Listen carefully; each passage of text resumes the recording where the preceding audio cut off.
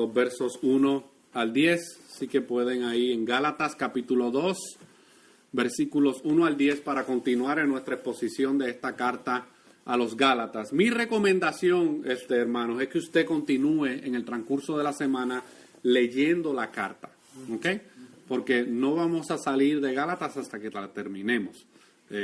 Así que léala, así de esa manera usted se familiariza con los temas que vamos a estar hablando y a lo mejor en algún momento dado en la predicación hay algún punto de la carta que usted no entendió, pero Dios por medio de la iluminación de su Espíritu Santo le permite a usted comprender algo que a lo mejor en su lectura no pudo ver. Amén. Amén. Así que vamos ahí a leer en Gálatas capítulo 2, versículos 1 al 10. Dice la palabra del Señor: después, pasados 14 años, subí otra vez a Jerusalén con Bernabé, llevando también conmigo a Tito. Pero subí según una revelación, y para no correr o haber corrido en vano, expuse en privado a los que tienen cierta reputación el evangelio que predico entre los gentiles. Mas ni aun Tito, que estaba conmigo, con todo y ser griego, fue obligado a circuncidarse. Y esto a pesar de los falsos hermanos introducidos a escondidas, que entraban para espiar nuestra libertad que tenemos en Cristo Jesús, para reducirnos a esclavitud, a los cuales ni por un momento accedimos a someternos, para que la verdad del Evangelio permaneciese con vosotros. Pero de los que tenían reputación de ser algo, lo que hayan sido en otro tiempo nada me importa. Dios no hace acepción de personas. A mí, pues, los de reputación nada nuevo me comunicaron. Antes, por el contrario, como vieron que me había sido encomendado el evangelio de la incircuncisión, como a Pedro el de la circuncisión, pues el que actuó en Pedro para el apostolado de la circuncisión, actuó también en mí para con los gentiles. Y reconociendo la gracia que me había sido dada, Jacobo, Cefas, que es Pedro, y Juan, que eran considerados como columnas, nos dieron a mí y a Bernabé la diestra en señal de compañerismo, para que nosotros fuésemos a los gentiles y ellos a la circuncisión. Solamente nos pidieron que nos acordásemos de los pobres, lo cual también procuré con diligencia hacer. Padre, me presento delante de ti en esta hora, Señor, para poder compartir algo de tu palabra, Señor. Esta es tu palabra inspirada. Yo te pido, Señor, que tú no mires, Señor, mi bajeza, Señor, y que tú tengas misericordia de mí, Señor. Que yo pueda explicar y exponer tu palabra, Señor, de una manera que te glorifique a ti, Señor, pero también de una manera que pueda edificar a cada uno de mis hermanos que están aquí, Señor, en esta hora. Que tú también traigas salvación, Señor, a aquel que la necesita.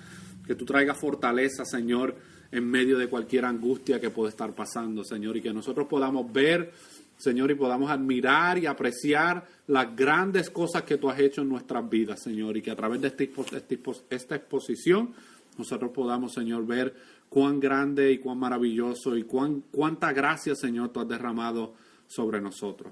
En el nombre de tu Hijo amado Jesús. Amén, amén. Así que nosotros hemos estado hablando en nuestras últimas presentaciones, ¿verdad?, de esta epístola a los Gálatas, pero especialmente nosotros culminamos el capítulo 1 la semana pasada, donde Pablo tuvo que defender de una manera bastante fuerte el evangelio y el llamado que él había recibido de parte de Cristo. Y esto lo tuvo que hacer por un grupo de judaizantes que se había levantado en la iglesia de Galacia. Y él tuvo que de una manera poder defender ese llamado y esa comisión que él había recibido. Pero también él tuvo que de una manera bastante apasionada, él tuvo que, y de una manera preocupada también, defender la pureza del evangelio de la gracia que él había recibido directamente por Cristo y que les había comunicado a la iglesia de Gálatas personalmente. Así que nosotros también pudimos ver en lo que vimos del capítulo 1 que el evangelio de la gracia no depende de la voluntad del hombre. Amén. Y eso yo sé que es una espina en el zapato, pero es la verdad. El evangelio de la gracia no depende de la voluntad del hombre o sus capacidades. A diferencia de la religión te enseña que tus capacidades son las que te llevan a obtener el favor de Dios. Sin embargo, el Evangelio es totalmente lo contrario. Dios derrama su gracia porque Él sabe que el hombre es incapaz. Así que el Evangelio de la gracia depende únicamente de la soberana voluntad de Dios, y al final del día, como vimos en el cierre del capítulo 1, al final del día todo lo que hemos recibido por medio del mensaje del Evangelio es para su gloria y para su honra. Amén. Solamente. Eso es lo que la Biblia nos revela acerca del plan de salvación para con el hombre. El Evangelio de las obras que los judaizantes estaban predicando y promoviendo es un mensaje que lo único que puede traer es condenación. Por eso Pablo en el primer capítulo habla de que ese evangelio es un evangelio anatema, es un evangelio maldito. Y no solamente ese mensaje es un mensaje maldito, sino que también aquellos que promueven un evangelio que no es por la gracia de Dios también están bajo condenación, porque lo que predican no puede dar vida.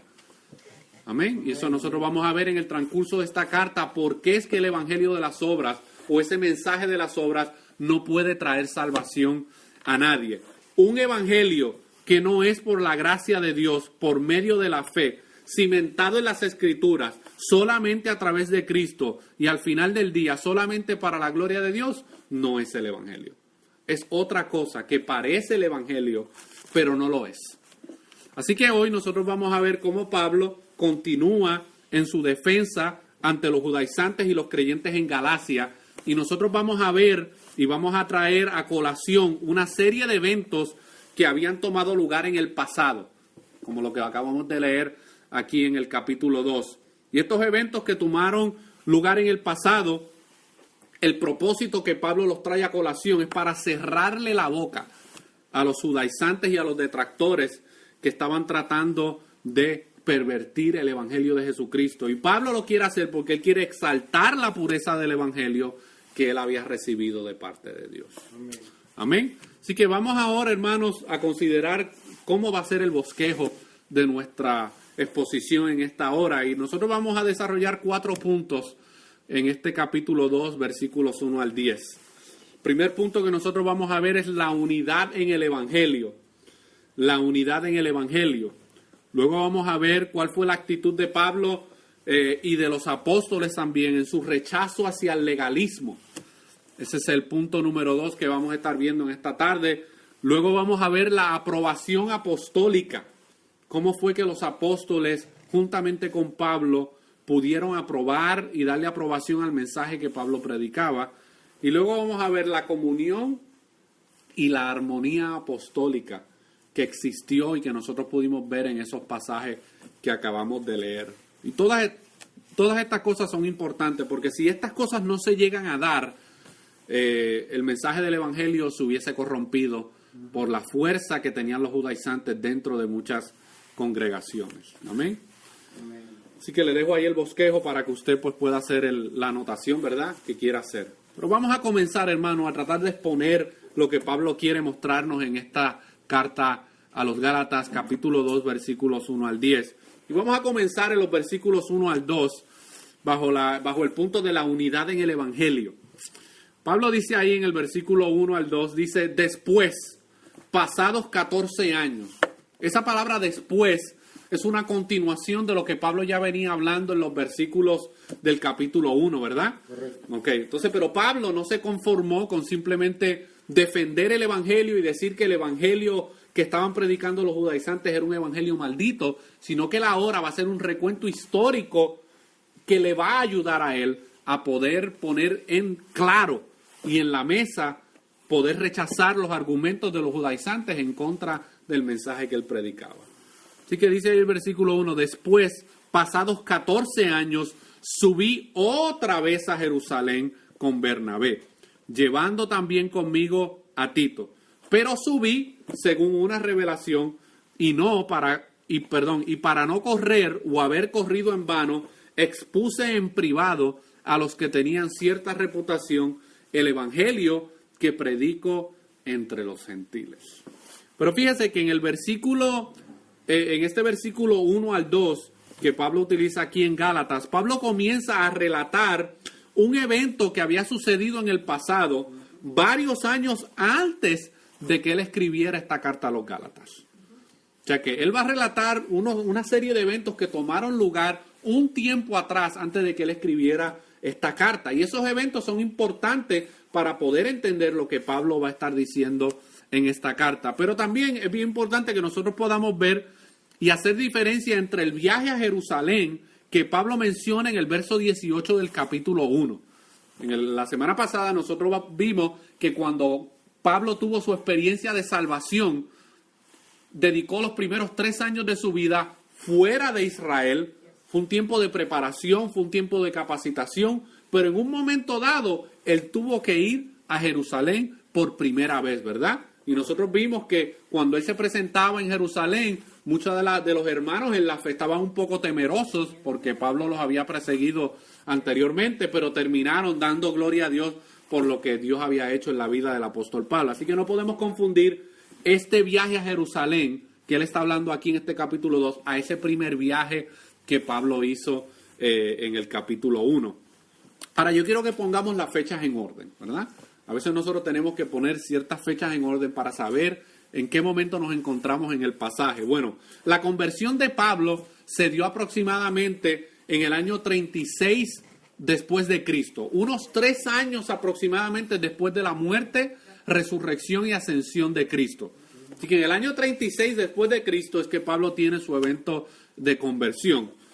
Unos 3 años más tarde, como vimos en el capítulo 1, en el 39 después de Cristo, Pablo hace su primer viaje a Jerusalén. ¿Ok? Ahora, en el año 52 después de Cristo, unos 14 años después de ese primer viaje, es que Pablo hace alusión en este capítulo 2.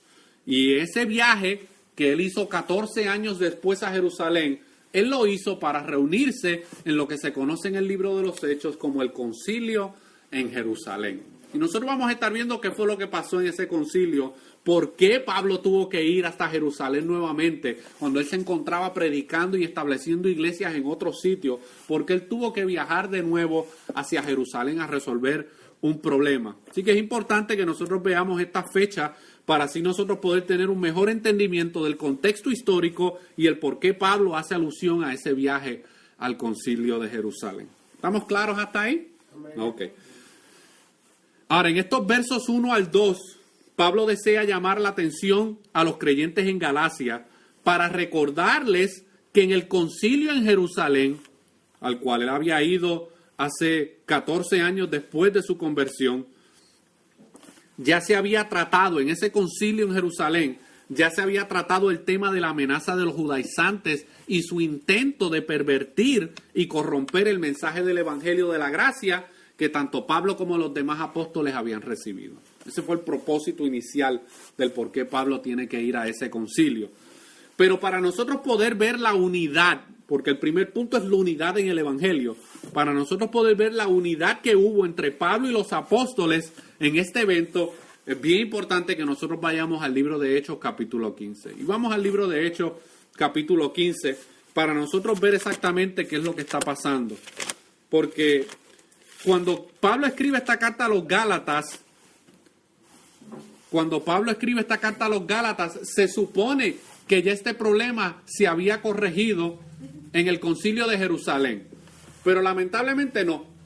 Entonces Pablo tiene que nuevamente volver a lidiar con el problema y nuevamente tiene que hacer alusión a ese concilio donde se resolvió este problema de los judaizantes y los falsos hermanos en la iglesia. ¿Ok? Pero vamos a Hechos capítulo 15. Acompáñeme ahí para nosotros ver qué es lo que está pasando aquí. Hay varias razones, hay 3 puntos principales por los cuales Pablo tuvo que viajar a Jerusalén en este viaje que él menciona aquí en Gálatas 2 del 1 al 2.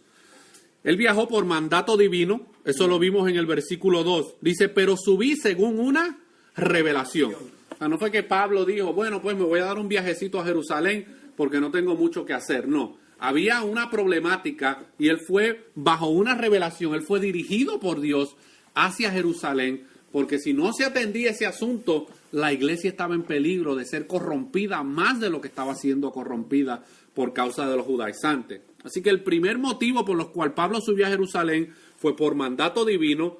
Número 2, para refutar a los judaizantes. Y número 3, para confirmar la unidad del evangelio con los otros apóstoles. Eso nosotros lo vimos ahí en el versículo 1 al 2 que acabamos de leer. Pero vamos ahora a Hechos capítulo 15. Vamos a darle lectura. Yo le pido que usted me siga ahí con sus ojos. Dice ahí Hechos capítulo 15, comenzando desde el verso 1. Entonces, algunos que venían de Judea enseñaban a los hermanos. ¿Quiénes son esos algunos que venían desde Judea? Los judaizantes. Ellos venían desde Judea hasta Jerusalén y a las demás iglesias, y esto era lo que ellos querían. Esto era lo que ellos le enseñaban a los hermanos.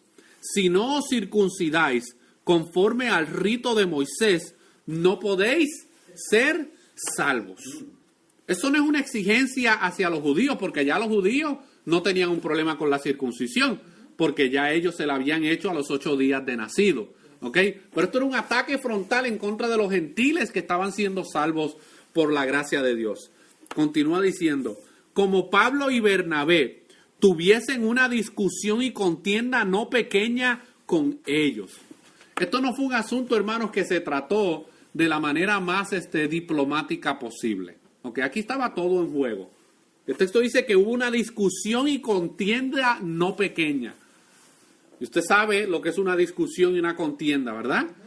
Cuando no hay argumentos afines, o cuando hay un conflicto en lo que piensa el uno y piensa el otro, hay conversaciones que se ponen bastante acaloradas, ¿verdad? Y se insultan y se dicen de todo. Bueno, este es el contexto de lo que está pasando aquí en Hechos capítulo 15. Así que Pablo y Bernabé no fueron al concilio de Jerusalén a ver cómo ellos podían hacer las paces con los judaizantes. Ellos tenían un propósito específico, y es que ellos iban a cerrarle la boca a los judaizantes por causa del mensaje falso que ellos estaban promoviendo y exigiéndole a los gentiles que creyeran. Sigue diciendo ahí en el versículo, dice, como Pablo y Bernabé tuviesen una discusión y contienda no pequeña con ellos, se dispuso que subiesen Pablo y Bernabé a Jerusalén y algunos otros de ellos. ¿Quiénes son esos otros que subieron con Pablo y Bernabé? Bueno, si volvemos a Gálatas capítulo 1, versículos 1 al 2, dice que uno de los que subió con Pablo y Bernabé a Jerusalén fue ¿quién? Fue Tito. Tito, un gentil que había sido salvado por el mensaje de la gracia de Dios. Dice el versículo 3 de Hechos capítulo 15. Ellos pues, habiendo sido encaminados por la iglesia, pasaron por Fenicia y Samaria, contando la conversión de los gentiles, y causaban gran gozo a todos los hermanos. Y llegados a Jerusalén, fueron recibidos por la iglesia y los apóstoles y los ancianos, y refirieron todas las cosas que Dios había hecho con ellos. Pero mire lo que dice el versículo 5. Pero algunos de la secta de los fariseos. Eso es bien importante hacerlo notar.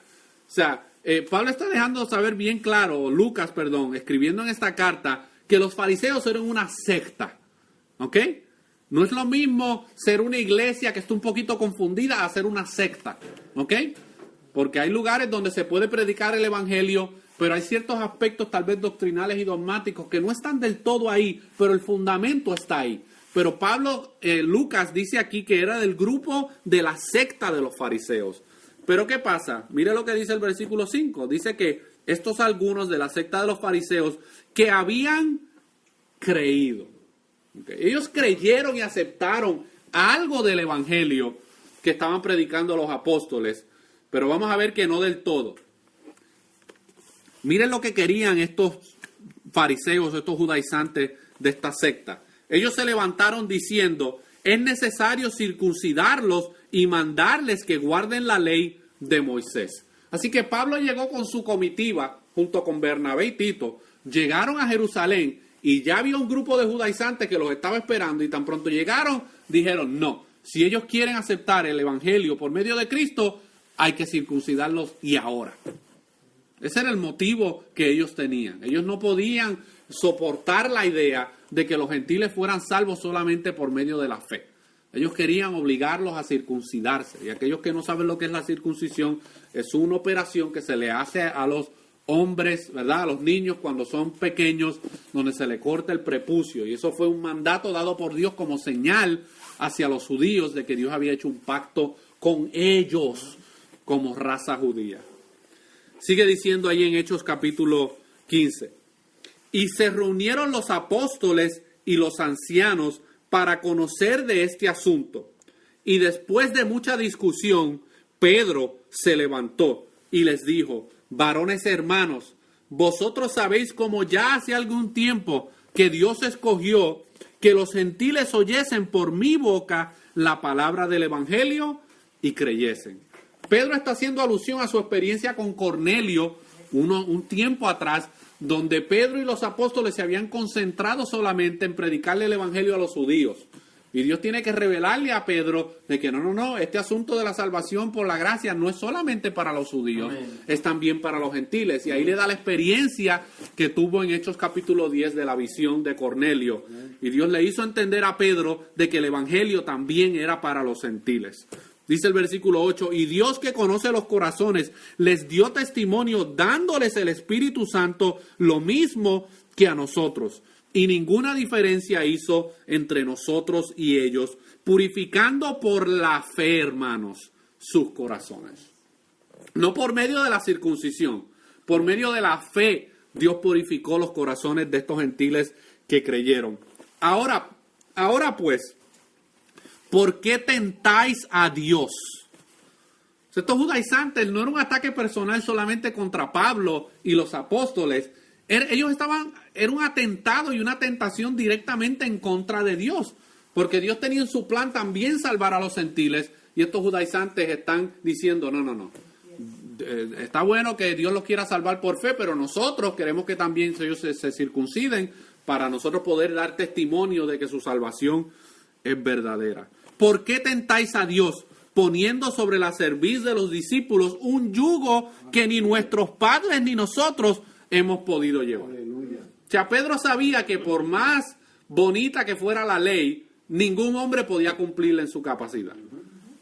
Los 10 mandamientos no fueron dados porque Dios sabía que alguien los podía cumplir. No, los 10 mandamientos fueron dados como un espejo para que el hombre viera y los empezara a leer y se diera cuenta de que no podía cumplir con ninguno de ellos, porque en el momento en que quebranta a uno, los quebranta a todos. Continúa diciendo aquí Lucas, antes creemos que por la gracia del Señor Jesús seremos salvos de igual modo que ellos. Entonces toda la multitud cayó y oyeron a Bernabé y a Pablo, que contaban cuán grandes señales y maravillas había hecho Dios por medio de ellos entre los gentiles. Y cuando ellos callaron, Jacobo respondió diciendo, varones hermanos, oídme. Simón es Pedro. Pedro ha contado cómo Dios visitó por primera vez a los gentiles para tomar de ellos pueblo para su nombre.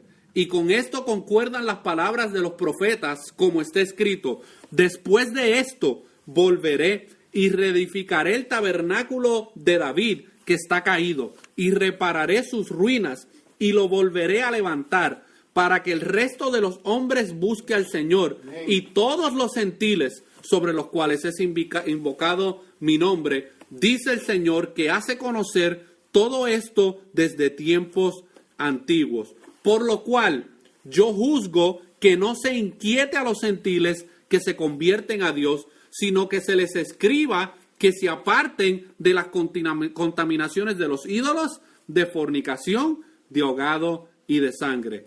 Porque Moisés desde tiempos antiguos tiene en cada ciudad quien lo predique en las sinagogas, desde donde es leído cada día de reposo. Así que esta fue la decisión que unánime Pablo y los apóstoles lograron para poder rechazar lo que los judaizantes querían promover dentro de las iglesias. ¿Ok? Ahora, ¿qué es lo que ellos están haciendo con esto? Ellos están rechazando el legalismo que los judaizantes querían imponerle a los creyentes. ¿Ok? Por eso en el versículo 3 y 4 de Gálatas 2, miren lo que dice. Mas ni aun Tito, que estaba conmigo, con todo y ser griego, griego es un gentil, fue obligado a circuncidarse. Y esto a pesar de los ¿qué? De los falsos hermanos introducidos a escondidas, que entraban para espiar nuestra libertad que tenemos en Cristo Jesús, para reducirnos a esclavitud, a los cuales ni por un momento accedimos a someternos, para que la verdad del Evangelio permaneciese con vosotros. Así que aquí Pablo está haciendo el relato de su experiencia con Tito, que era un gentil, y le quiere dejar saber a esta iglesia en Galacia que en ese concilio de Jerusalén ellos no aceptaron la presión de los judaizantes para querer someter a los gentiles a la prueba de la ley para poder dar testimonio de su salvación. Así que en ese concilio en Jerusalén, Pablo trajo como evidencia a Tito, un gentil que había sido salvado por el Evangelio de la Gracia, para demostrarle tanto a los apóstoles como a los falsos hermanos. Esto es otro concepto que hoy en día es difícil de tragar, pero es la realidad. Yo quisiera que la iglesia estuviera llena de todos creyentes, hermanitos muy bonitos, pero la realidad es que no. La iglesia también está llena de falsos hermanos.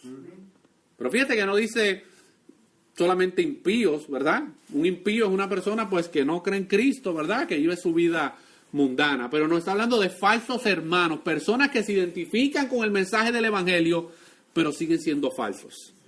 Así que Pablo quiere poner en claro a esta iglesia en Galacia lo que había pasado en el concilio de Jerusalén, y lo hace para poner, para exaltar el propósito y dejar saber que los falsos hermanos judaizantes, que Dios salva y acepta a los hombres por medio de la fe y no por medio de la obediencia a las obras de la ley. Ahora en esta hora yo voy a hablar de un tema que es un poco caliente y puede que a lo mejor algunos se sienten incómodos, pero bueno, es lo que está en el texto.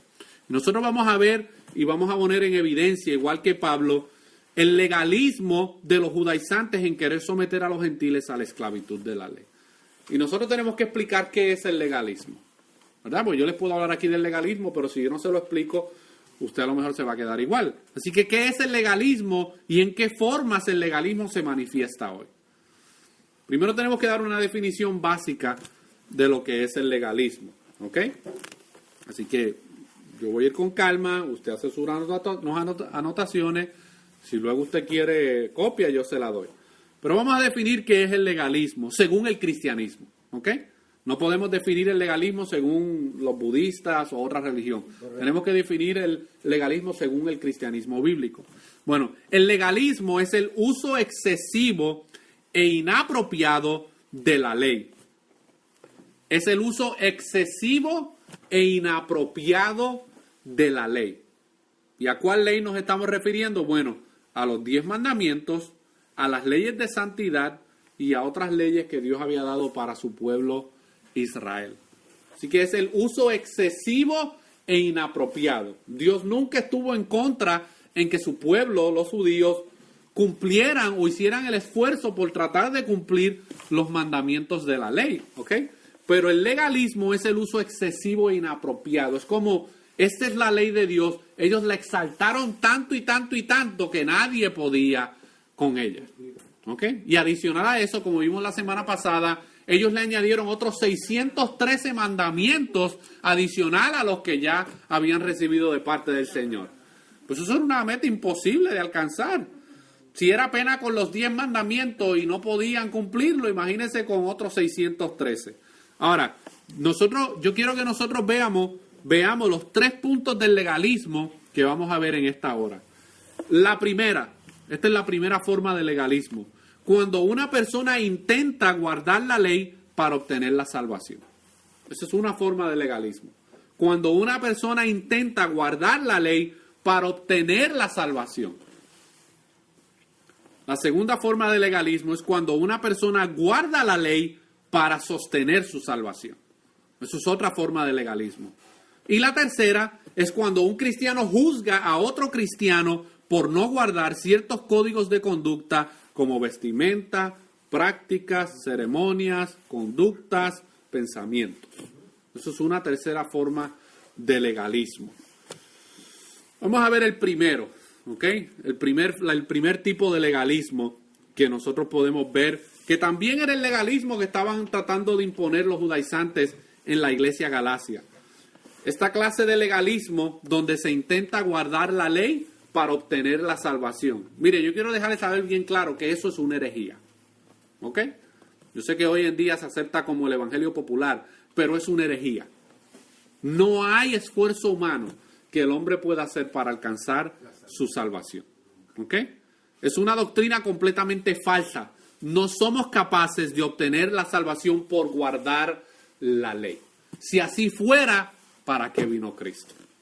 Si el hombre pudiera salvarse por su esfuerzo de tratar de guardar la ley, pues ¿para qué vino Cristo? ¿Para qué el plan de redención? Fíjense, escuchen cómo dice Romanos 3:28.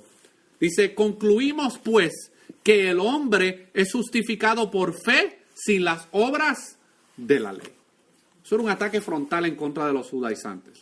Eso era como tomarlos de sorpresa y darle un puño y tumbarle los dientes. Romanos 4:5 dice, mas el que no obra, sino cree en aquel que justifica al impío, su fe le es contada por justicia.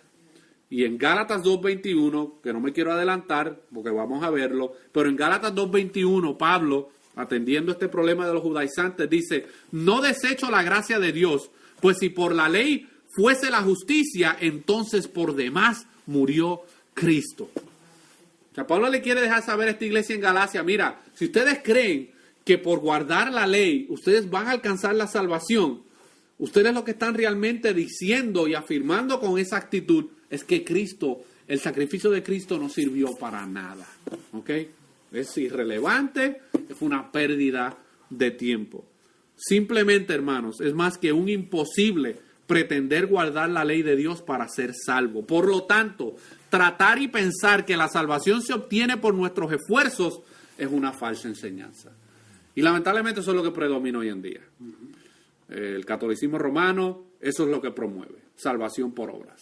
¿Ok? Haz estas cosas para ser salvo. ¿Ok?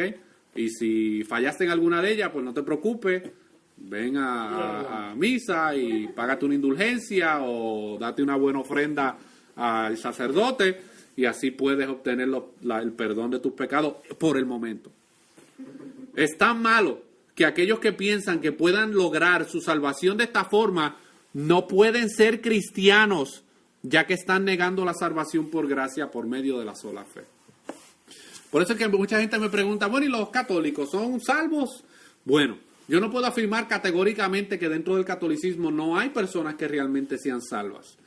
Pero en su mayoría no lo son. ¿Por qué? Porque cuando tú hablas con ellos y les predicas acerca de su experiencia de salvación, ¿verdad? Entre comillas, ellos te van a decir, sí, nosotros creemos en Cristo, pero Cristo no es suficiente, necesitamos todas estas cosas adicionales para nosotros ser salvos. ¿Ok? Entonces, una persona que piensa de esa manera y eso es lo que cree, el evangelio es bien claro, hermano. La carta a los Gálatas los expone y les deja saber que eso es un evangelio maldito. ¿Ok? Eso es un evangelio que lo único que trae es condenación. El segundo grupo de legalismo, o la segunda forma de legalismo que nosotros podemos ver, es donde una persona trata o sostiene su salvación guardando la ley. Ok, este es el caso donde la persona dice, sí, somos salvos por fe, ese es el paso inicial, pero después de ahí yo tengo que tratar de guardar la ley para mantener mi salvación. ¿Ok? Y si no lo hago, pues entonces esa fe en Cristo no es suficiente. Yo tengo que tratar de guardar la ley para poder ser salvo. Y esto también, hermano, es una falsa doctrina. ¿Ok? Nosotros recibimos nuestra salvación según Efesios capítulo 2, versículos 8 al 9, por fe. ¿Ok? No por nuestra propia habilidad para ser bueno. Porque según Romanos 3, versículos 10 al 12, ninguno es bueno. ¿Ok? Ninguno es bueno. Así que estos versículos claramente, hermano, nos muestran que nuestra justificación es por la fe, no por fe más obras. Amén. Aún más, hay una serie de serias advertencias acerca de intentar guardar la ley para sostener nuestra salvación. Eso es como tratar de subir al cielo por medio de una escalera ficticia que no existe. ¿Ok? Donde la persona está todo el tiempo tratando, y cuando mira para abajo está en el mismo lugar que se encuentra. ¿Ok? Pues no lo va a poder alcanzar. Pero miren las advertencias que nosotros podemos encontrar en las Escrituras acerca de esta forma de legalismo, de tratar de mantener la salvación por medio de la ley. Gálatas 3:10 dice lo siguiente: porque todos los que dependen de las obras de la ley están bajo maldición. Ay, ay, ay. ¿Ve por qué es un evangelio maldito? Porque es un intento de querer no solamente adquirir la salvación por medio de la ley, sino también mantener la salvación por medio de ella.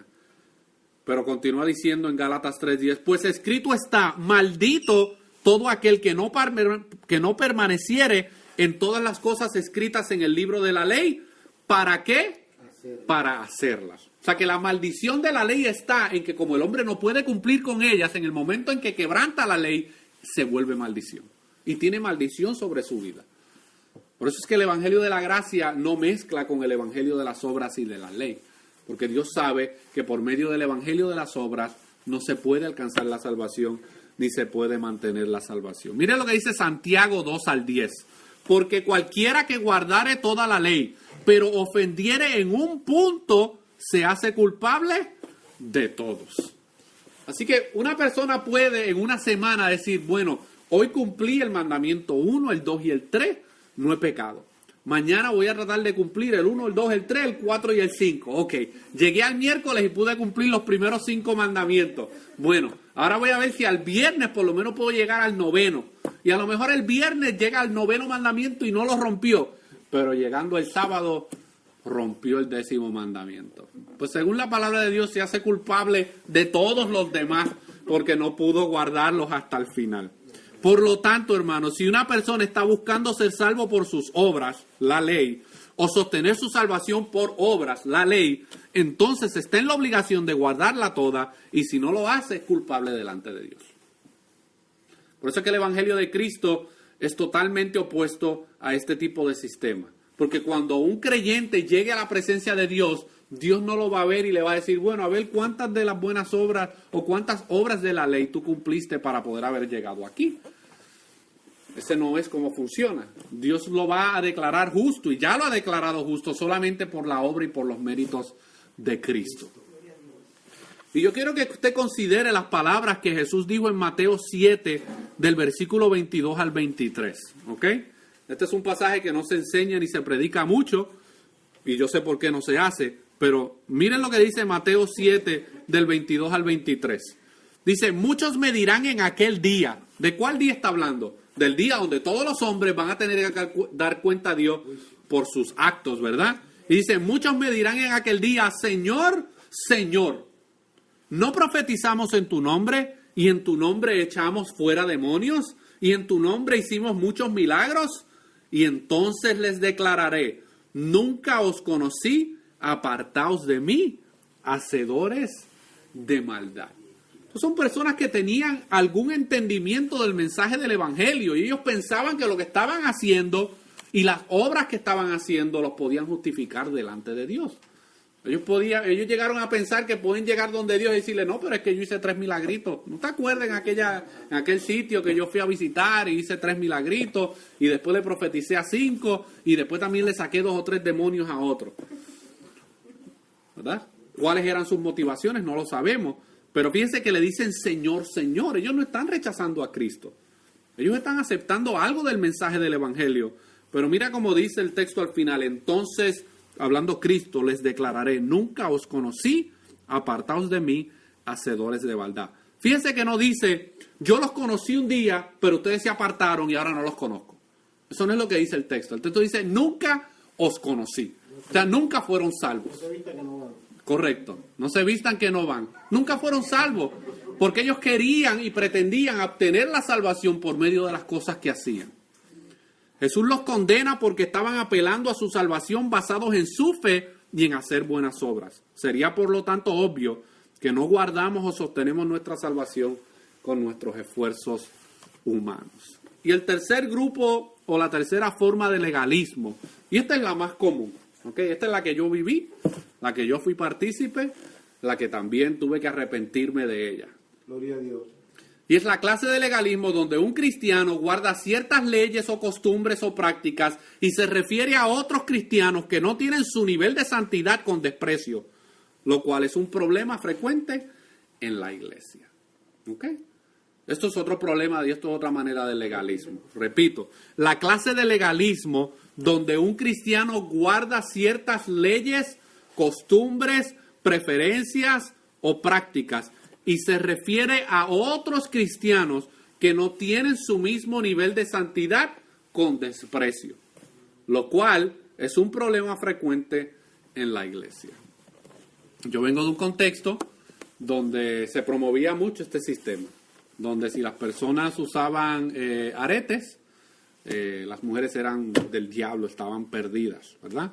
Si la mujer se ponía maquillaje, era prima de Jezabel.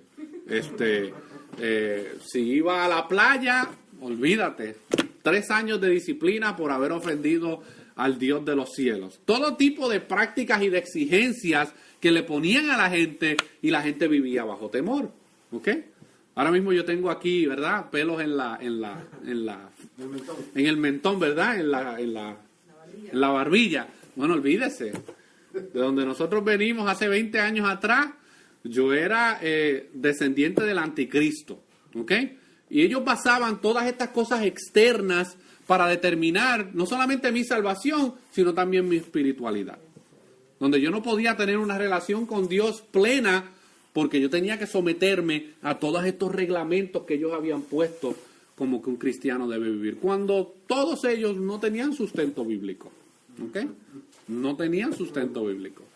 Entonces, a esa es otra forma de legalismo en la que Pablo tiene que también lidiar a través de todas sus cartas. Ahora, yo quiero dejar en claro, hermano, que todo cristiano debe abstenerse de varias cosas. Y nosotros lo vimos en el libro de los Hechos, donde los apóstoles en conjunto dijeron que habían ciertas cosas que los gentiles debían abstenerse, pero no para ganar su salvación o para mantenerla, sino para proteger el testimonio público del evangelio. ¿Ok? Y yo no estoy hablando de cosas que el cristiano debe abstenerse, por ejemplo, como la fornicación, el adulterio, la pornografía, la mentira, robo, etcétera. Esos son pecados, hermanos, que el cristiano debe abstenerse. ¿Ok? Pero eso no significa que abstenerse de esas cosas sea lo que lo mantiene salvo, sino que debe ser una consecuencia de su salvación el que se abstenga de estas cosas. Los cristianos tienen un derecho de juzgar la espiritualidad de otros cristianos en estas áreas donde la Biblia claramente habla. Porque hay también esta actitud hoy en día de que no, es que tú no puedes juzgar. Mateo 7.1 dice no juzguéis. Sí, pero Mateo 7.1 tiene Mateo 7.2, donde dice juzgar con justo juicio. O sea, que Cristo no prohíbe el juzgar, sino que lo hagas con justo juicio. Entonces, ¿cómo yo voy a acercarme a donde un hermano en la fe a exhortarle por algún pecado que está cometiendo si yo tengo esta actitud de que no, yo no puedo decirle nada? Porque Mateo 7.1 dice no juzguéis. No. Donde la Biblia habla claramente que los cristianos deben abstenerse de ciertas prácticas, usted como creyente, siempre y cuando no las esté practicando también, usted puede ir en amor y corregir a su hermano. La hipocresía de Mateo 7.1 y de Mateo 7 era que habían personas mirando la viga que había en la paja, que había en el ojo de otro, cuando ellos no se estaban dando cuenta que ellos también practicaban lo mismo, que juzgaban a otro. O sea, si yo soy un ladrón, yo no puedo decirle a otro ladrón, oye chico, deja de estar robando, porque él sabe y todo el mundo sabe que yo soy un ladrón. Pero si yo no soy un ladrón, yo puedo entonces ir donde la persona, mira, eso que tú estás haciendo, tú dices ser cristiano, no es una conducta de un cristiano. Pero en áreas, hermanos, debatibles, nosotros tenemos que tener más cuidado. Y es aquí donde el legalismo es más difícil de definir. Romanos 14, del 1 al 12, dice que no estamos para juzgar a nuestros hermanos en temas debatibles. ¿Ok? En temas debatibles. Cosas que no son primarias, que no tienen y no afectan la salvación de nadie. Por ejemplo, una forma de legalismo en la iglesia hoy en día, por ejemplo, hay iglesias donde solamente se cantan himnos. ¿Ok? No hay problema, a mí me encantan los himnos.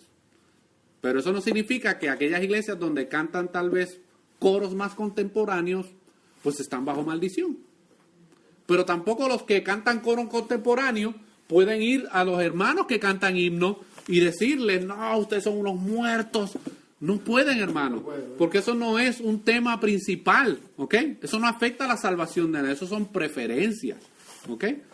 Hay personas en la fe que a lo mejor tienen otra posición doctrinal en cuanto a la segunda venida de Cristo. Unos piensan que es 7 años antes de la gran tribulación, otros piensan que es al final de la gran tribulación. Eso no tiene nada que ver con la salvación de nadie. Correcto. Esos son puntos debatibles, ¿ok? En los cuales debe haber libertad. Hay hermanas que les gusta ponerse un poquito de maquillaje. Pues esa hermana no puede ir donde la que no se pone y decirle, tú te crees esto, lo otro. Y no puede. Pero tampoco la otra que no se pone nada puede ir donde la que se pone y armarle todo un show y decirle que es la prima de Jezabel. No puede, hermano. ¿Ok? Porque eso no tiene nada que ver con el evangelio. Pero los legalistas y los cristianos legalistas siempre están pendientes de esas cositas. Ay, las hermanas no se pueden poner zapatos abiertos. Se tienen que poner que le cubra todos los dedos porque ahí está la santidad de Jehová. Ay, hermanos, miren, todo ese tipo de pensamientos, hermanos, lo que promueven es más legalismo en la iglesia.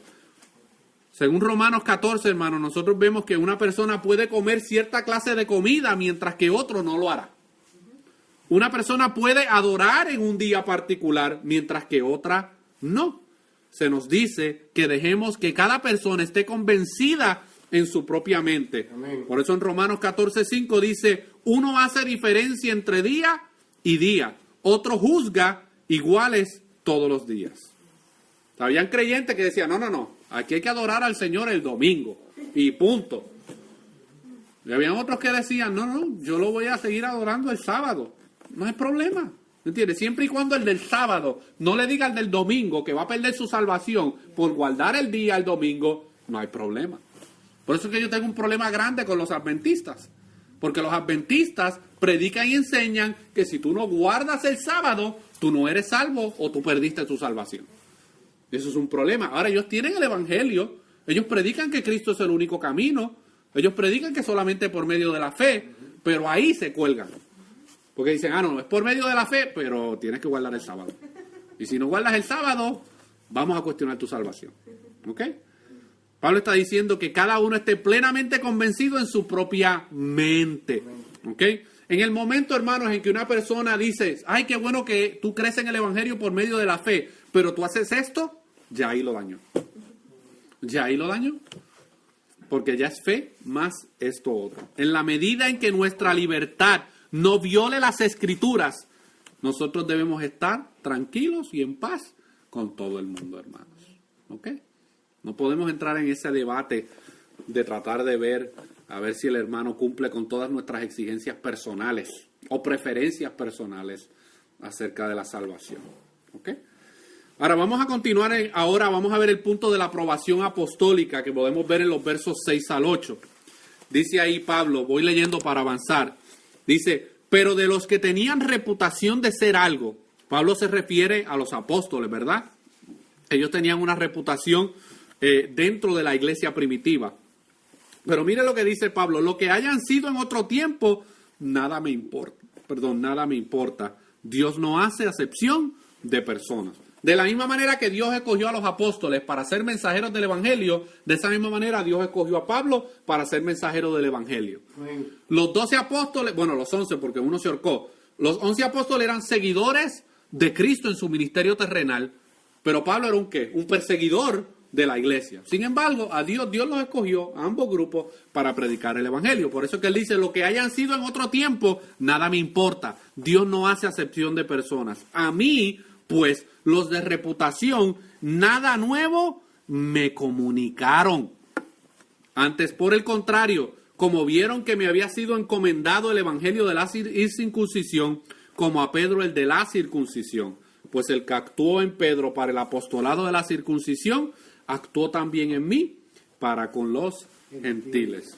Así que ahora Pablo quiere demostrar que el mensaje que él había recibido y predicado era igual en autoridad que el mensaje que los apóstoles de Cristo habían recibido y predicado. Por eso que él dice que no hace acepción de personas. Dios le dio la misma autoridad a Pablo que le dio a los apóstoles para predicar el evangelio de la gracia. Esto era bien importante, hermanos, porque los judaizantes, como ya vimos en el capítulo 1, estaban atacando el llamado y la autoridad de Pablo, diciendo que su mensaje no era el mismo mensaje de los apóstoles, sino que era un mensaje nuevo o una invención por parte de Pablo. Por eso en el versículo 6, al final dice: a mí pues los de reputación nada nuevo me comunicaron. O sea, el evangelio que yo predico no es nada nuevo, pero tampoco los apóstoles me enseñaron o me predicaron un mensaje nuevo. Lo que nosotros predicamos ambos es el mismo mensaje que hemos recibido de parte del Señor. Así que el texto nos revela, hermano, que aunque Pablo predicaba a los gentiles y los otros apóstoles a los judíos de raza, el mensaje de la salvación de la gracia por medio de la fe seguía siendo el mismo. Eso es lo que Pablo quiere dar a demostrar en esta aprobación apostólica que él recibió cuando tuvo que ir a Jerusalén. Así que para cerrarle la boca a los judaizantes y a los falsos hermanos, Pablo nos demuestra que su llamado, su autoridad, su comisión y su mensaje contaba con la aprobación apostólica. No solamente la aprobación divina, sino también la aprobación apostólica. Así que los judaizantes tenían que cerrar la boca, porque Pablo tenía doble confirmación, la confirmación divina y la confirmación de los apóstoles. Y una última señal de la autoridad apostólica de Pablo, nosotros la vemos en los versos 8. Versículo 8 dice: pues el que actuó en Pedro para el apostolado de la circuncisión, actuó también en mí para con los gentiles. ¿Y en qué forma? ¿En qué forma Dios confirmó el mensaje de Pablo de la misma manera que lo hizo con los apóstoles? Bueno, lo hizo porque al igual que los otros apóstoles, Dios respaldó su llamado y su comisión a través de señales de apóstol por medio de milagros y prodigios. Esa es la misma manera en que Dios actuó por medio de los apóstoles al mensaje de la circuncisión. Dios también obró con los gentiles a través del apóstol Pablo, también por medio de señales y prodigios. Y ya para ir concluyendo, ahora nosotros vamos a ver la comunión y la armonía apostólica que hubo al final de estos versos 9 al 10. Dice: y reconociendo la gracia que me había sido dada, Jacobo, Pedro y Juan, que eran considerados como columnas, nos dieron a mí y a Bernabé la diestra en señal de compañerismo, para que nosotros fuésemos a los gentiles y ellos a la circuncisión. Solamente nos pidieron que nos acordásemos de los pobres, lo cual también procuré con diligencia hacer. Así que nosotros vemos, hermano, que los judaizantes habían fallado en su objetivo de desacreditar a Pablo y ponerlo en enemistad, no solamente con los apóstoles, sino también con los creyentes en otras iglesias gentiles. Fallaron, hermano. Ellos bajaron a Jerusalén también a ver cómo podían ellos destruir y dividir esta situación, pero fallaron en su objetivo. Nosotros vemos ahí en esos versos 9 al 10 la comunión y la armonía que hubo entre el apóstol y los demás apóstoles. Los apóstoles de Cristo, según vimos, le brindaron a Pablo y a Bernabé una amistad y una comunión que iba más allá de sus lazos raciales. Más allá de ellos simplemente ser judíos de raza, había una comunión, había una relación de armonía entre estos líderes de la iglesia primitiva. Estos le ofrecieron el compañerismo que siempre debe existir entre aquellos que están comprometidos en la propagación del evangelio de la gracia por medio de la fe, hermanos. Pero ellos estaban enemistados con los judaizantes. Pero entre aquellos que predicaban el mismo evangelio, ellos tenían armonía y tenían comunión. Los apóstoles de Cristo entendieron que el apostolado de Pablo contaba con la autoridad divina y que ellos no iban a permitir que los traidores del evangelio de la gracia lograran pervertir el cristianismo en dos grupos más: los cristianos que guardan la ley y los cristianos que no guardan la ley. Ese era el objetivo de los judaizantes. Ellos querían formar dos grupos: nosotros los que guardamos la ley y aquellos los que no guardan la ley. Si los apóstoles o Pablo no hubiesen peleado esta batalla, el cristianismo hubiese sido simplemente una secta más del judaísmo, hermanos. Ese hubiese sido el objetivo final de los judaizantes. Así que hay 4 cosas, hermanos, que nosotros podemos aprender de estos versos 1 al 10 que nosotros vimos. Se los puse ahí para que vaya yendo conmigo y los vaya mirando. ¿Qué nosotros podemos aprender? ¿Qué aplicación nosotros podemos ver de esto que hemos visto? Bueno, número 1, debemos estar conscientes de la unidad bíblica que existió y existe entre aquellos que hemos recibido por gracia el evangelio de la gracia de Dios que Pablo y los apóstoles habían recibido y predicado. Amén. Hay una unidad, hermano, entre nosotros, siempre y cuando sea el evangelio de la fe. ¿Ok? Cualquier evangelio que no sea el evangelio de la gracia solamente por medio de la fe, pues ya yo los considero judaizantes. ¿Ok? Aunque sean puertorriqueños. No importa la nacionalidad. Si tienen esa mentalidad de que es fe más esto, son judaizantes, hermano. Porque quieren llevar a la gente a guardar la observancia de la ley. Debemos ardientemente, hermanos, rechazar cualquier forma de legalismo que quiera llevarnos a un estado de condenación y esclavitud. Los judaizantes querían nuevamente llevar a los gentiles a un estado de esclavitud, hermano. Es imposible ser legalista y ser cristiano. Una vez yo dije esto y mire, un poco me querían matar, hermano. ¿Ok? Es imposible ser legalista y ser cristiano, hermano. No se puede. O tú te arrepientes de ser legalista o simplemente abandona la idea de que eres cristiano. Una de las dos. No puede ser las dos. ¿Ok? No mezcles como agua y aceite. Debemos sentirnos seguros de que el evangelio que nosotros predicamos cuenta con el fundamento y la aprobación apostólica suficiente para cerrarle la boca a todos aquellos que se oponen, hermano. No tenga miedo, hermano. No tenga miedo, y yo sé que va a haber oposición, pero no tenga miedo, hermano. No tenga temor. Dios está con usted. Porque su mensaje no es mi mensaje, ¿ok? Yo todavía no he encontrado ninguna carta aquí, ningún libro que diga la carta según San Jorge o el Salmo 130 escrito por el salmista Jorge. Yo no he encontrado todavía, hermano. Así que el mensaje que nosotros hemos recibido es de parte de Dios y nosotros tenemos que rechazar cualquier forma de legalismo o cualquier tipo de mensaje que quiera negar la suficiencia de la gracia de Dios para salvar. Y número 4, debemos, al igual que los apóstoles con Pablo, buscar la comunión, hermanos, y la armonía entre aquellos que creemos y predicamos el evangelio de la gracia de Dios, hermano. Tenemos que buscar esa armonía, hermano. Dejar a un lado simplezas como es que ellos levantan la mano y alaban a Dios. Hermano, eso son simplezas, ¿ok? Eso no tiene nada que ver con el evangelio. Nosotros tenemos que buscar la armonía y la comunión entre aquellos que creemos y predicamos el evangelio de la gracia de Dios. Ahora, si no están predicando el evangelio de la gracia de Dios, olvídese. Usted no tiene que buscar una comunión y una armonía. Ellos necesitan que usted le predique el evangelio de la gracia para que ellos puedan salir, hermano, de esa esclavitud espiritual en la cual se encuentra. Por eso Agustín de Hipona, un líder de la iglesia primitiva en el año 400 después de Cristo, dijo lo siguiente: en lo esencial, unidad. En lo no esencial, libertad.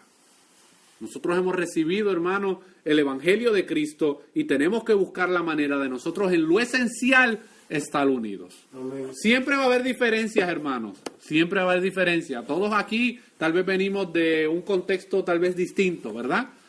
Pero en lo que es esencial del evangelio, tenemos que buscar la unidad, hermano. Y tenemos que promoverla, tenemos que buscarla, tenemos que predicarla. Ahora, en lo que no es esencial, libertad, hermano. ¿Ok? No ande peleando con todo el mundo, hermano, porque usted piensa que aquellos que van al cine, el diablo se los va a llevar. ¿Ok? No anden esas, hermano. ¿Ok? Predique el evangelio, hermano. Enseñe el evangelio. Comparte el evangelio. Y el evangelio es suficiente, hermano, para poder salvar al hombre. Amén. Así que damos gracias a Dios por su palabra, hermano. Y yo les pido y les mi oración al Señor en esta semana, que Dios pueda, hermano, cimentar estas verdades en sus corazones. Amén. Y que nosotros podamos seguir creciendo en el conocimiento de la palabra del Señor. Amén.